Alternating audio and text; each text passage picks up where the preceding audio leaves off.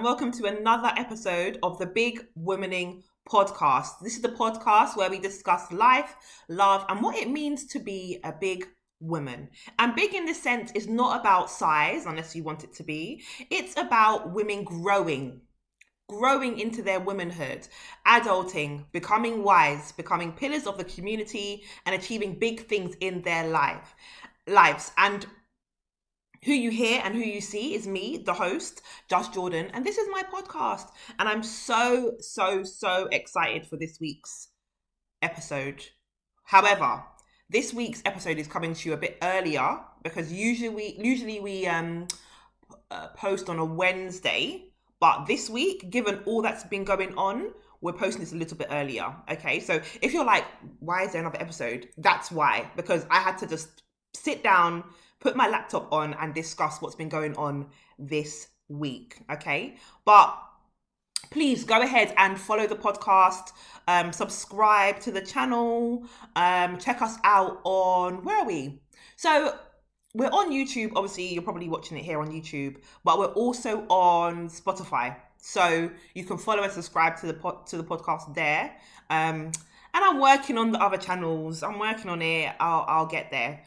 And if you want to follow me, check me out at Josh Jordan Speaks, and that's Jordan with an E, on Instagram and on TikTok, because that's where I am mostly. Okay.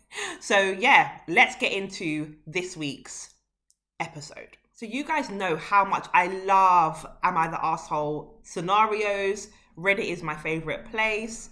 I stay there all the time. So every episode I try to squeeze in a scenario, and this episode will be no different. So here we go. Caught my F29 husband, M34, sexting with a female friend.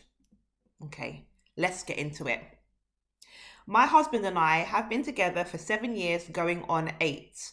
I am currently pregnant, 6 months with my first child. It was planned and we're both super excited. Oh, that's nice. Okay.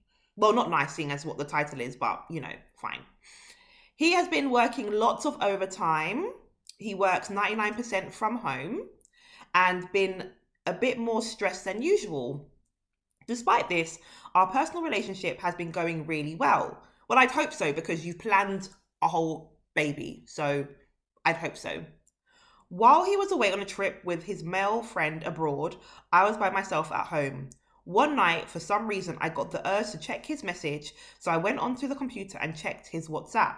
Now, that urge, that gut feeling doesn't come from nowhere, and I feel like we as women especially need to be so aware of our bodies. When you have that urge is not coming from thin air. That urge is coming from somewhere. So now you've gone and checked this man's WhatsApp. Okay. I wasn't really expecting anything, but lo and behold, when I checked the chat between him and one of our female friends, I saw sexual texts being exchanged between the two. My heart sank and I felt sick to my stomach. Oh my God. Imagine being 6 months pregnant with a baby that you have planned with your husband, and then an urge, something in you told you something was going on, but we'll go with your language. An urge tells you to check his phone and you see that. Ooh. I read through the messages and it appeared that this was the very first time he had messaged her in a sexual way. And from the text, I could also confirm that they never did anything physical. Still, I felt incredibly betrayed and humiliated, as you should, and as most people would, I'd say. This female friend, he has known for as long as 7 years. He met her at work a few months after we had met and started a relationship. Okay. I have met her a few times in person. However, I was always a bit jealous of their friendship from the start, because he told me that initially she was interested in him romantically. But when he told her that he was in a relationship with me, she didn't pursue him. Instead, they simply stayed friends. Physically, he said she was never his type anyway. She looks the exact opposite to me. Okay. It took me a long time to accept their friendship and be cool with, and finally I was accepting it. Also because I got to know her better and found her very sweet and a nice person. At some point, she also got into a relationship, so that helped too. Okay. I mean, okay, fine. Fine. We'll carry on. That's why it was an even bigger betrayal when I found out that he had initiated the sexting with her, because he always reassured me that they were only friends. During that same one-time sexting session, he also told her that me and him haven't been as active sexually as before, mostly because of my pregnancy, which is true.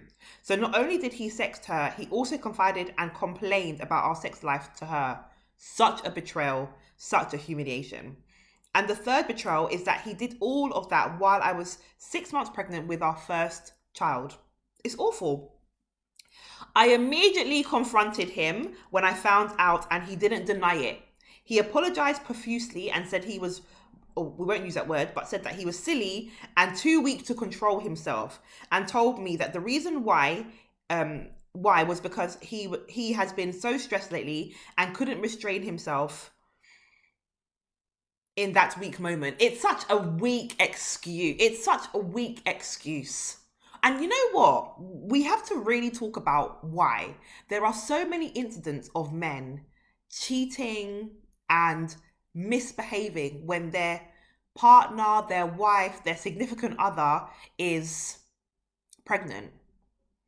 In a woman's most vulnerable time in her life, when she's risking her life to continue your legacy, that is the moment when you lose all self-control, apparently. We must really talk about that. Let me get to the end of this, because we're almost at the end. So he says that, yeah, he was weak. Well, we know that. And since that female friend is known for being a little bit of a free spirit and taking sex rather casually, she said she can have sex with people without feelings, he thought she would understand and take it for what it is, which is no more than a sexual outlet for him in that moment.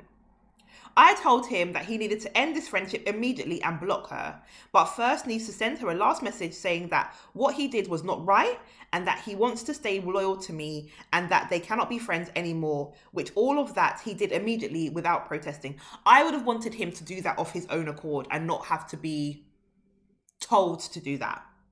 I mean, I would want him to, man up and stop being a weak nonsense idiot. But if he's not, given the scenario that we have, I would want him to have made that suggestion himself and not his pregnant wife to have made that suggestion. This wife is about to have a baby in 2-3 months' time.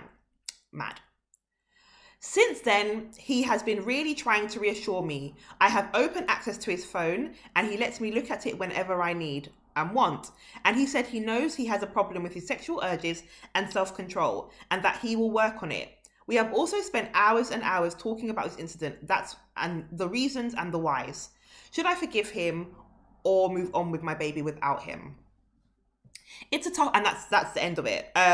This is a new story, so I got in here quite early. It only got posted 4 hours ago, so there's not a lot of traffic on Reddit about this one just yet, but there will be. I can tell there will be. What do you tell a pregnant woman who's 6 months pregnant with her first child for her husband, who is clearly weak and has let his weakness cause him to do something nonsense? I think if I was her, I'd have to weigh up the options. I think I'd have to think about, whether or not he's willing to work on himself to ensure that he doesn't do this again, and to understand the source of where his behavior came from. I'm a big advocate, massive advocate of therapy. I think that everyone should do it. That's my controversial view. I think everyone should do therapy. But for some reason, men, I've heard so many stories, I've worked with so many couples where pregnancy has caused men to move absolutely mad and start to act up and do wild things. And to therapy, you must go, because why is it? You've apologized profusely, so you know it was wrong. You've explained that you felt weak and you're struggling with self-control. But why is a pregnancy the cause of this? What has triggered this? This is also a baby that you have planned. So you've wanted this baby. I'm assuming, you've been married to your wife for, how long did she say? 7 years, going on 8. So this is a long-term relationship. I would assume you know each other fairly well at this stage, 8 years in. And why is it that at this time in this woman's vulnerable states is when you want to start now sexting this woman? It doesn't suggest that there's been any other issues with his behavior before. It doesn't suggest that him and this friend have had anything sexual before. But this is a time where you've wanted to come and self-sabotage. And it's a very self-sabotaging behavior. I would want him, and I'm happy to read that she's saying that they've had all the conversations about it. He's given her more access. He's reassured her. I would want him, if I was her, to do a lot more work on himself, definitely through therapy, before this baby gets here. Because if you think you're stressed now, you've got a lot more coming your way, bro. If you think you are stressed now, a baby will put an extra level of stress that you would never even anticipated, you didn't even know could come and affect you in such a way. So my answer is therapy. I wouldn't throw it away if I was her. I wouldn't just move out. I think there's something to be salvaged here. I mean, if he were to do it again, then, we'd have to have another discussion on this podcast, wouldn't we, about his behavior. But I hope they can work through it. I hope he can work on himself and they can work through it. And I hope that she is well and that she's keeping herself as well as she can, despite her husband causing all of this drama in her final trimester. Can you imagine that? Oh, so he is an asshole, by the way. That's, 100% the asshole. This week's Big Womaning Chat is about Keke Palmer and the allegations of domestic abuse. How could I not come and talk about this? All of yesterday, was it yesterday? Because I'm recording this on a Saturday. So all of yesterday, I was on Twitter, couldn't even concentrate on anything else I had to do. I was on Twitter, in the comments, tweeting, reading about what is happening to our good sis, Keke Palmer. So for those of you that don't know, Keke Palmer was in a relationship with this guy called Darius. I'm not really sure who he is or what he does. I have now learned that his brother is the tall guy in Insecure. So I'm going to put some names in here at some point, but I can't even remember the guy's name. But that's not even important. I'm not even centering the him and his brother in this conversation, really. It's focusing on Keke Palmer. So we all remember they had the Usher incident, right? Where Keke Palmer's gone out. She's become a new mom a few months prior. She's gone to the Usher show, which also looks amazing. She's looking beautiful. She's having a great time. Usher serenades her. And then I think while she's still out, Darius sends a tweet commenting on her dress, saying, basically insulting the way she was dressed and saying, "Aren't you a mother?" And Twitter exploded. Twitter exploded in a big way. I'm going to I'll find some screenshots. I'll put them somewhere in here. And people called Darius out on his behavior. One, because why are you sending tweets to your woman? You could WhatsApp her, you can message her, you didn't need to tweet her that. One. Secondly, the fact that he was referring to her motherhood as if that should change who she is was also a big talking point, because you had met her as a sexy Keke Palmer who was at the Usher show. That's what had attracted you to this woman, and now you're insulting her on the socials. It was wild. I don't think he deleted his message. I think he doubled down. Keke didn't respond. So we in the Twitter sphere, her friends who she hasn't met yet, we were just defending, and we was talking, and there were think pieces, and there were two camps. One that agreed with Keke living her best life and thought that Darius was out of order, and the other camp who basically said that Darius is allowed to say what he wants to say about his partner, and it's a private matter for them to deal with. Fine. It didn't conclude. Keke said nothing, and then a few months later, I think, didn't she include Usher in one of her videos or a project? So everybody was like, was this even a real thing? Was this a media issue? Was this some amazing, hilarious, very smart marketing campaign? Who knows? But we know that our good sis Keke isn't usually in the spotlight for some nonsense. So we support her with what it is that she's doing. Fine. No one heard anything. Keke was out here promoting her new work, doing all the things she wanted to do. But from my perspective, people were still giving Darius a bit of a side eye because that behaviour didn't sit right. It didn't sit right with most of us. Cool. This week. So I go on, I've got a very bad habit of going on Twitter, like, as soon as I wake up. I read I should wake up, read my Bible, and then meditate and go about my day. But sometimes I wake up, I reach for my phone, and then go on Twitter. Or X. I haven't gotten used to this X, so it will always be Twitter for me. Sorry, Elon. Sorry. So, I see that, I think this was Thursday, the story hit that Keke Palmer had applied to the court for a restraining order against Darius. I was like, what? I said, okay, it was a shock, because again, we don't see Keke in the limelight for any nonsense. As long as this Keke Palmer has been acting, she's been on our screens for what, about 20 years? Even as young as she is, she started when she was like a teenager. So in this, let's just say 20 years, we do not see Keke Palmer mixed up in any nonsense. Only since she started dating this guy 2 years ago. Only since she started dating this man 2 years ago have we seen her news stories about her, and have we seen issues raised. Before then, Keke was living her best life, doing her work, being great as she is, and just being a great person. All of a sudden now, within these last 2 years, we're seeing scandal, we're seeing issues. And now on Thursday, we're seeing that she has applied for a restraining order in the courts.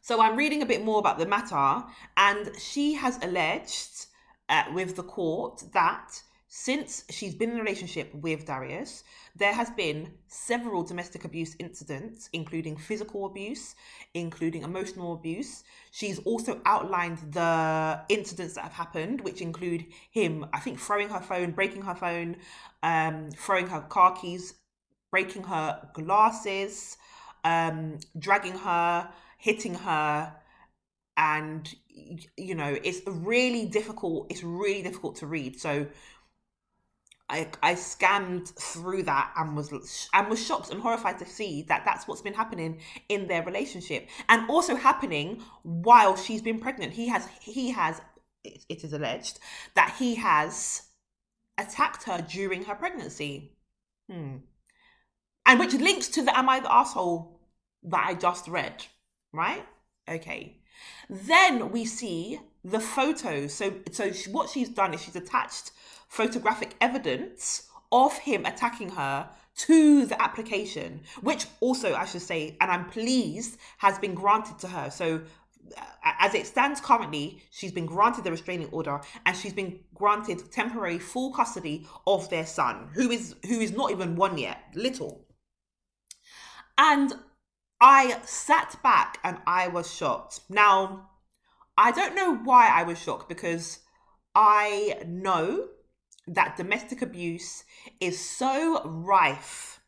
It's so rife and so common in our well, I was going to say in our community, but actually it's rife and common everywhere. Women around the world are being subjected to domestic abuse on a daily matter. I think in the UK, the stats right now is that every week one or two women are killed at the hands of their partner. Intimate couple violence is on the rise. But I think it took me back because we see Keke just excelling. We see her on the socials just looking beautiful. We see her out and about. We see her at the concerts. We see her, tweeting and seeing her doing interviews. And not that there's never a look as to what you think a domestically abused person looks like, but it's hard to get your head around the fact that this is going on behind closed doors. Up until very recently, that she's only now just recently applied for this restraining order. And it's so sad.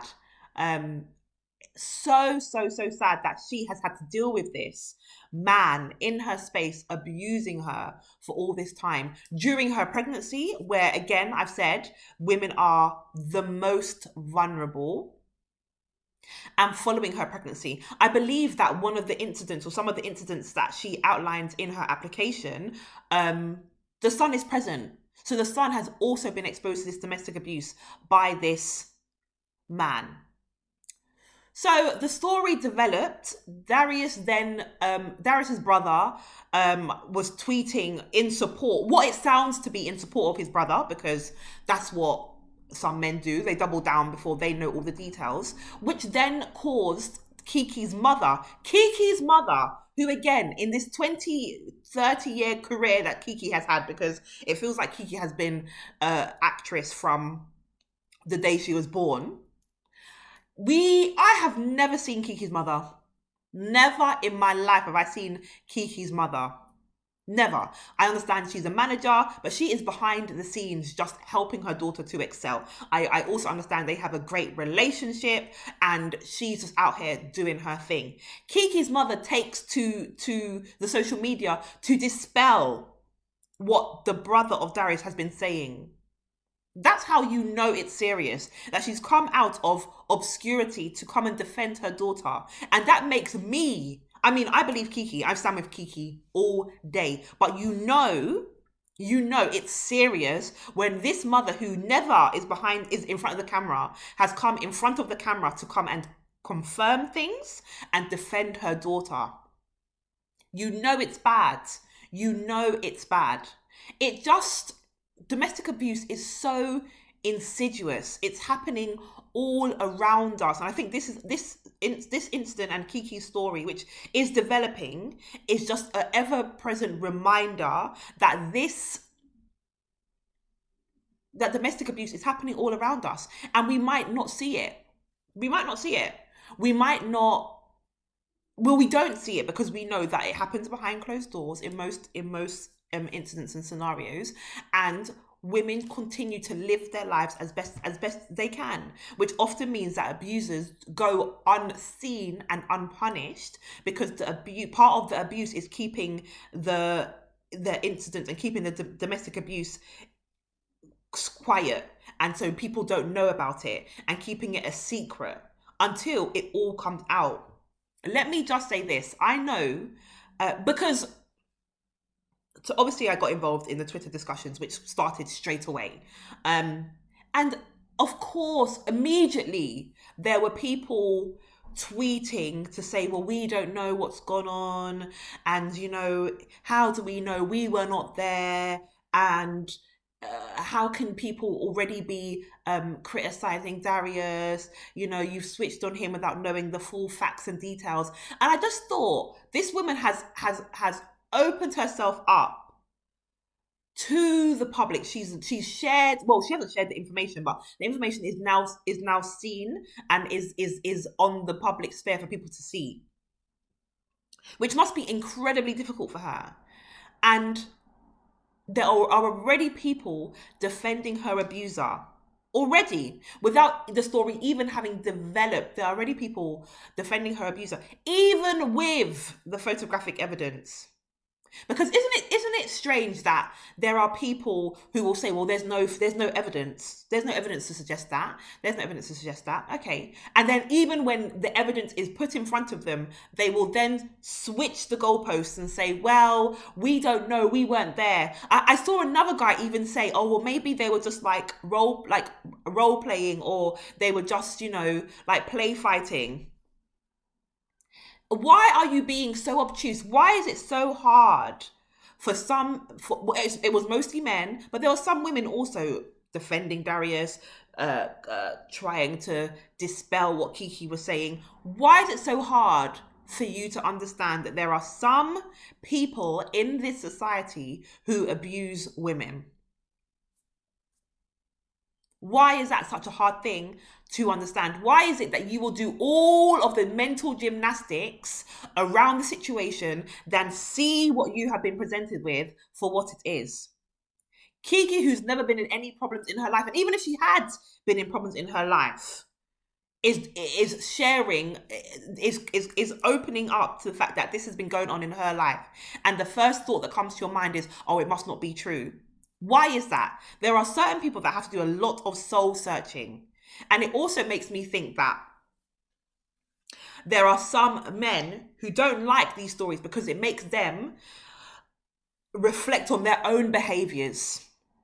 That makes them reflect on their own behaviors, which would need to be examined because they could also be assessed to be abusive. The things, and just to go to the things that Keke are in Keke's application for the restraining order, I had to tweet about this because notice that all of the things she raises about the behaviors that he has had, it all impacts it. It's not that he's just woken up and smashed up the house. That would be awful. But her car keys, her glasses, her phone. So you're restricting this woman's vision.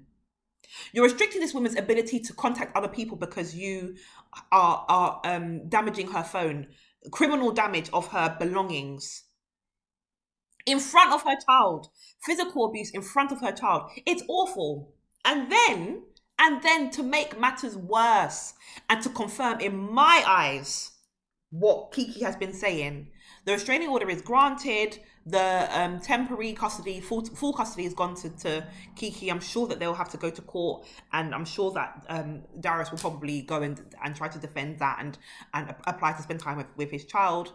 Legally, that's what usually happens. But then for Darius to then tweet a picture of him and his son and say, "It's okay, son. Like, I'll see you soon." I can't remember what it said. Your son, who's not even 1 year old, who's that tweet for? Who is that tweet for? Because it's not for your son who can't read and doesn't have a Twitter page. It's such an insidious message. It says to me, my reading of that is that you are saying, Keke, there's nothing that you can do. There's nothing that you can do. I'm here, out and bad. What? Before you just take a minute to humble yourself, to reflect on what's been said about you, to reflect on the fact that there's a restraining order against you for the alleged behaviour, that's the first thing you're going to go and tweet. Because I got in trouble a few I got in trouble a few weeks ago for saying that sometimes men use children to control women. I got in trouble for that on TikTok. Some people agreed with me, some people didn't. Sometimes it happens. And it was the venom I got. I said, oh, let me just pause and carry on living my life somewhere else, because Twitter came for me that day. TikTok came for me that day, sorry. But sometimes it happens. I think I know what's going to happen moving forward. I think what I see is that this is going to go to court. I'm hoping Keke is going to press criminal charges. I'm not sure if she has yet. I haven't seen that. I haven't seen that happen, or information about that, but I hope she does. I hope that this plays out. I hope that the allegations she's made, in the UK, we have a thing called a fact-finding hearing. I don't know if they have the same in America, but I hope that these allegations are played out and so that they're proven. right? I hope the restraining order keeps her safe, her and her son and her mother safe. I hope that Keke can heal from these experiences. And I really hope that there's not a long drawn out court hearing or proceedings around custody of this child, because that is it gets so damaging, it's so long, and it's so difficult for everybody involved. I really hope that they can find a solution around this child, because involving children in long drawn out court proceedings is so damaging for them. Yes, he's a baby. Yes, he may not understand what's happening, but just to even be able to look back, when he's older, he'll be able to Google his name and see what's gone on at this time. It will be so beneficial for him that there can be an arrangement made without having to drag this child through these court proceedings. Because don't we find that when certain men get in trouble, legally around behaviors towards women, violence towards women, abuse, they then start to every day you see them with their child. You didn't see them with their child before. A couple of years ago, when they were at the height of their career, you didn't see them with their children before. But then once these allegations come on the table, every day they're doing up daddy daycare. They've got the child with them, parading their child to court, Tory lanes, doing all of that. Right, so let's try it. I hope they can find a way to keep the child out of this, which is going to become a bit of a circus. Already you can see it. But I'm telling you, I my heart goes out to all the women who are being subjected to domestic abuse, intimate couple violence, who are managing that in their homes, who are in the public, living their best lives, putting on their best game face, making it through every day, and having to go home and manage their abuser. I really pray and hope they find help. Really pray and hope they find a way to safely leave these relationships. And I really hope they find a way to live their lives as safely as possible moving forward, because domestic abuse is so dangerous. And I'll also say domestic abuse is incredibly dangerous once a woman has left the relationship. And I pray that Keke she gets security, she is covered, and that no harm comes her way now that she has left the relationship and exposed the domestic abuse. I really hope that happens for her. So big women should learn from other big women's experience. You guys know that. That's my view. I stand on that 10 toes down, because who else should you learn from if it's not another big woman? And so every episode I have a quote from a big woman that I like to explore, and this week it has to be a quote from Keke Palmer. Given what she's going through, it has to be a quote from Keke Palmer, who is an actress. She's been a child actress. She's been killing it, in all the films that we grew up in. She's just done amazing things with her career. She's become a mother. She's been just killing it. She's been big womaning this whole time.